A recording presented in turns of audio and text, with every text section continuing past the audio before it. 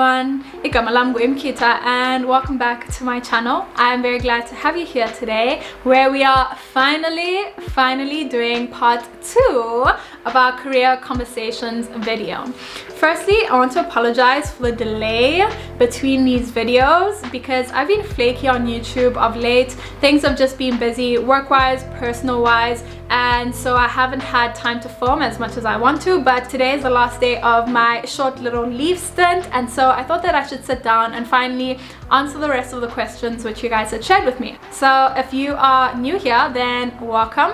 Essentially, we do some lifestyle videos and we sit down, we talk career, we talk investment banking, specifically from the perspective of a young Black South African. Before we get into it, let me tell you some results of these videos. I've had a number of people reaching out, telling me how much they appreciate it, and also just sparking some one-on-one conversations on career decisions and just more information, more detailed information sharing. So thank you to those people who have reached out. I also very recently got invited to speak at an ABSIP UCT event. So ABSIP is a society for Black investment professionals, and it was so amazing to speak at that event and interact with the students. And I know some people from this YouTube community actually delved in as well, which is great to see.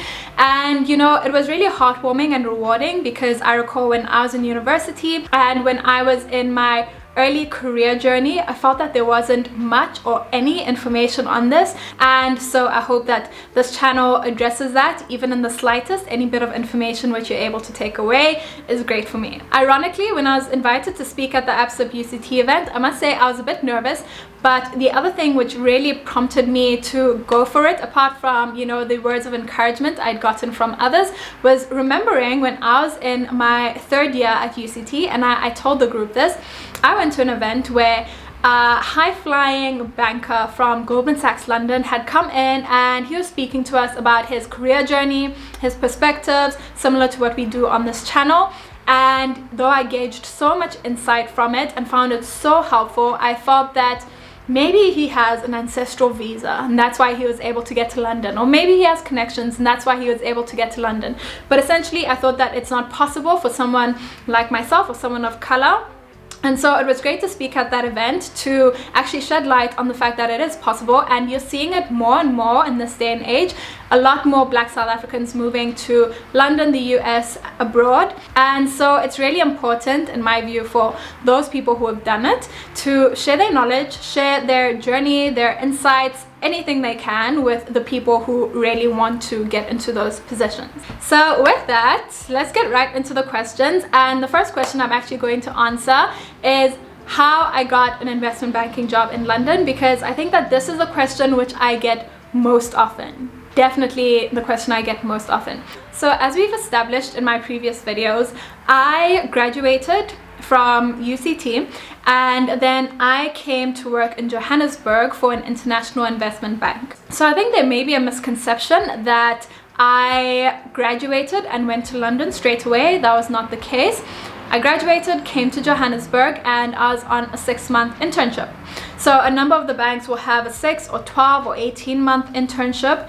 Mine was 6, and at the end of the 6 months, what happened was there was an opportunity for someone to go to London. So for one of the interns to go to London. And I really wanted it when that came up. And the other thing is that I had basically busted my ass and worked really hard to prove myself such that my team was able to put me forward for that opportunity without hesitation and endorse me to the London team, etc. And that is how I got an investment banking job in London. So I transferred with my company from a South African team to a London team. Then the question I get on the back of this fairly often is how to get an investment banking job in London in general. This is a question which I prefer to answer very realistically. I think I answer everything realistically, but this one is just very real because I think that knowing this information can help you in terms of your career planning. So my view is that in order to get from South Africa to a job in London, you face 2 main hurdles, right? The first is that you're graduating from a South African university.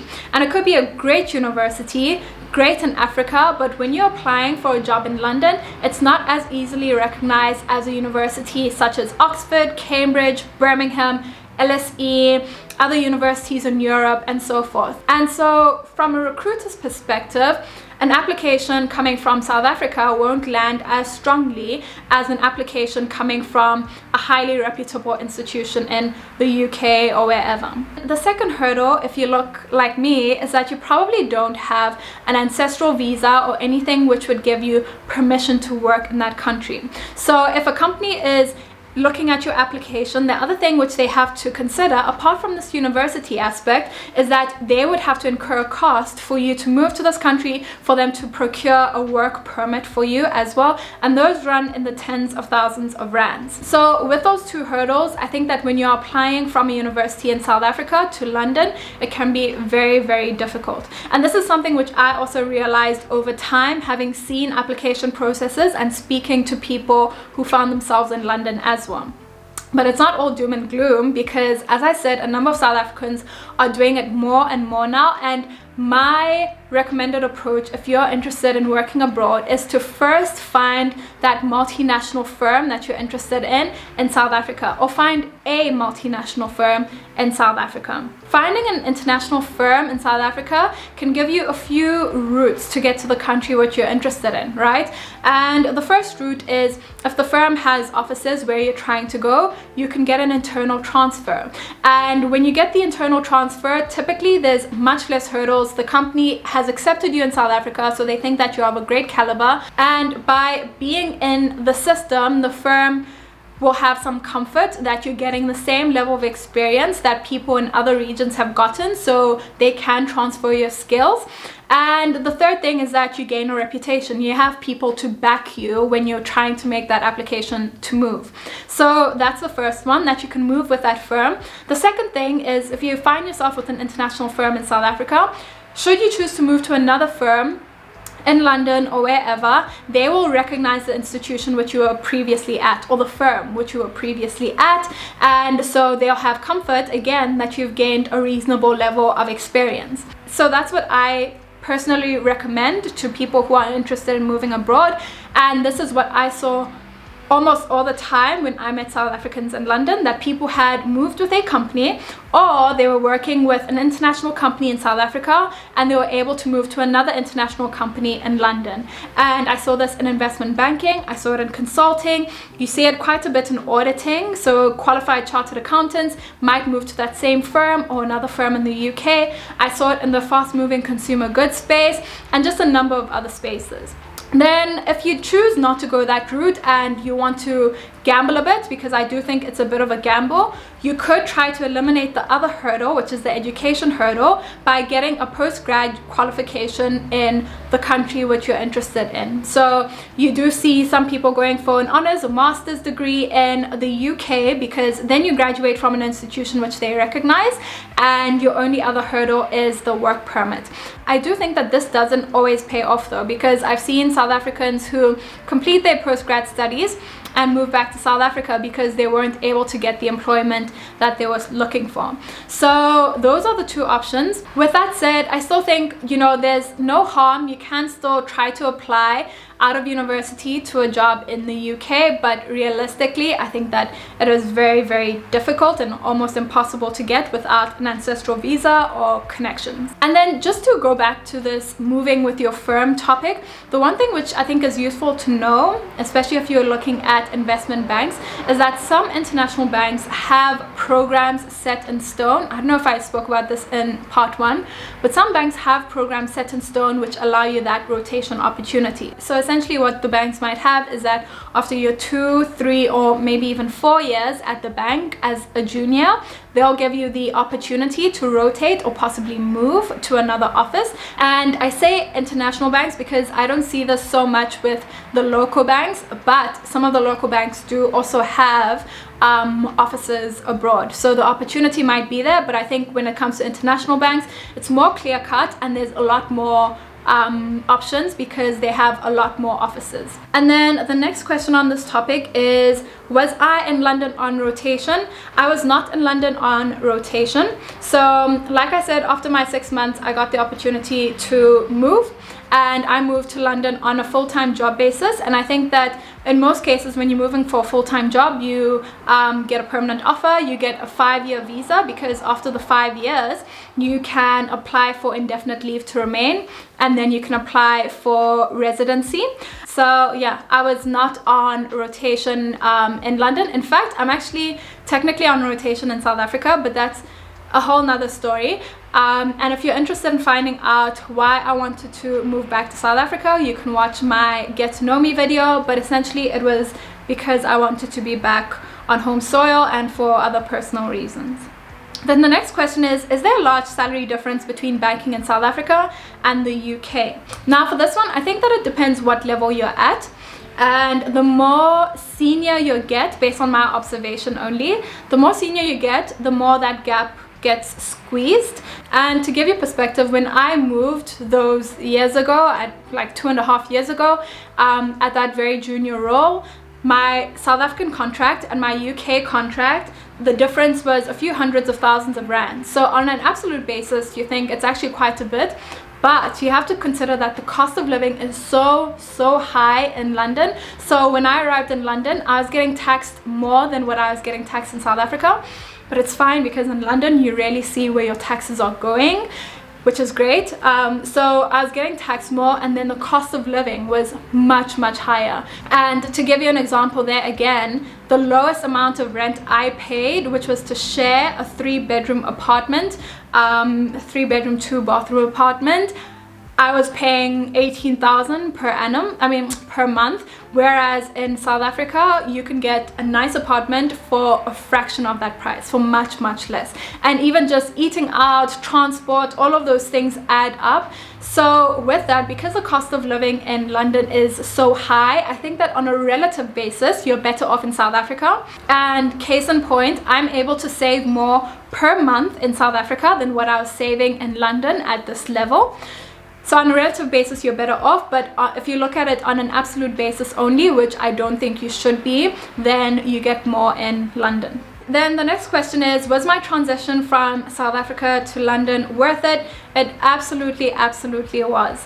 So this kind of, my response will allude to a question which follows later on, which is, what are the differences between South Africa and London?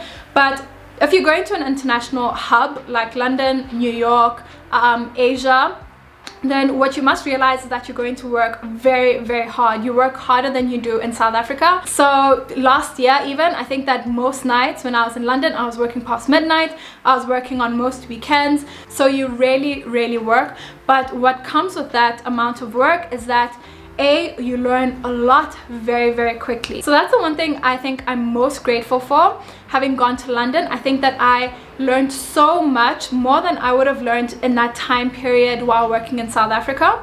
And if you think about it, also when you're working in a London office or a hub office, again, there are a lot more clients to take care of than what you might see in South Africa, because there's just a whole lot more listed companies to begin with. Because there's a lot more clients, there's more deal flow.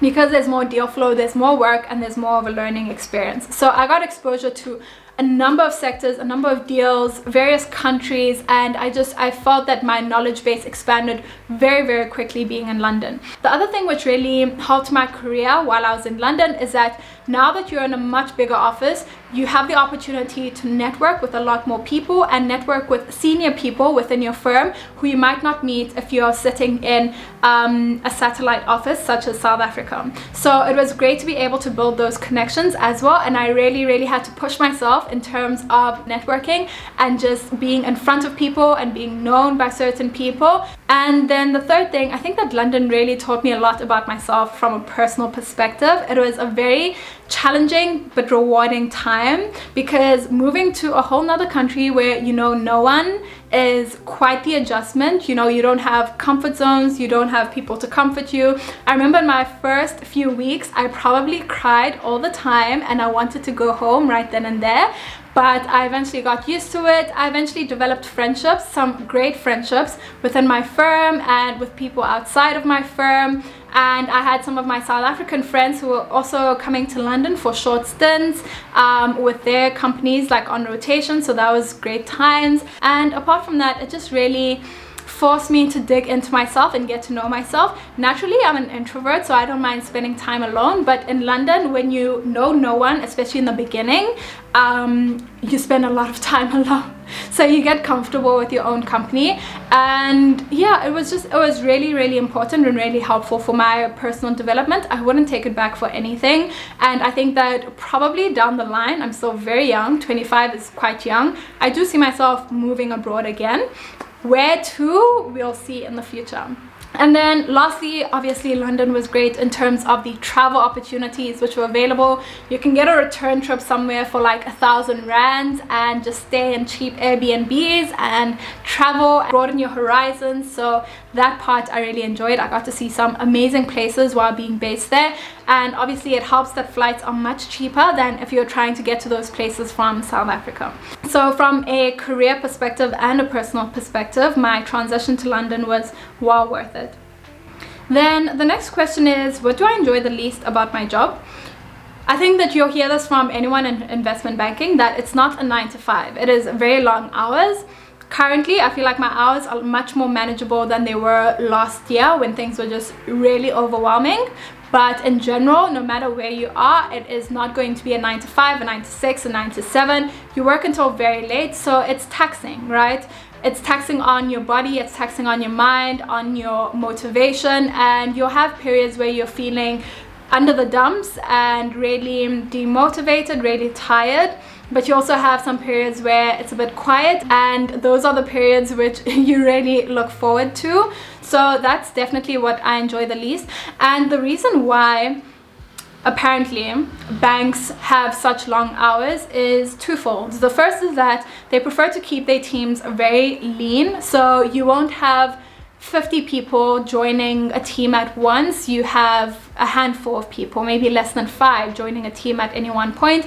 And what that does is obviously there's a smaller pool to split rewards amongst, so it is a very rewarding job. But what it means, on the other hand, is that you're working long hours, and if there were more people, you probably wouldn't be working those hours, but your rewards would come down as well. And then apparently the second reason why banking is demanding is that the clients pay really large amounts in fees, and so they have high demands for you and really high expectations. They don't expect you to drop the ball. They expect you to be prompt, responsive, to deliver really good quality work, to get them through their regulatory and all other complications. And so that can also tend to lead to longer hours. Then the next question, and I think this is the last question, is what do I enjoy the most about my job? And I think that I've alluded to this so far, which is that I'm constantly learning. I feel that I'm literally a sponge, soaking up information, soaking up new skills constantly, because every deal comes with a new skill set, new challenges, and I really enjoy that. Coming into banking, I wanted something which was going to challenge me and challenge me often, and it does exactly that. And then the other thing, I don't know if this is by virtue of the firm that I'm at, but I work with really smart people who inspire me, but also are readily available and very eager to impart their knowledge. And I think that this leads into or lends into the learning experience and how much I've enjoyed the learning experience. So really smart, really highly qualified people who make me want to essentially be better and get to that level myself. And then the other thing is that you get involved in really industry and market defining transactions, and honestly, to see a transaction you've been involved in get to completion and announcement and all of those things is really rewarding, especially when you can trace what you've done on that deal and your level of involvement and the amount of hard work you've put in. That feels really great. And then lastly, I would be beating around the bush if I didn't say that I enjoy the standard of life that it affords. You work really hard, and so you are well rewarded for your hard work. And that is the end of the list of questions. Actually, some I skipped, or didn't really skip, but some overlapped with other questions, and some I answered in my rather detailed responses. I hope that this has been insightful. If you haven't watched part 1, please make sure that you do. And one really exciting thing which we'll be doing after this video is I have invited some black girls in banking to come and sit on my couch and share their own perspectives on some of these questions. So that is the video which you should expect next on these career conversations. I hope that you're looking forward to it. I really hope that this segment serves its purpose and that it provides insight and information and that it's inspiring as well. And that's it from me. I'll see you in my next video. Bye.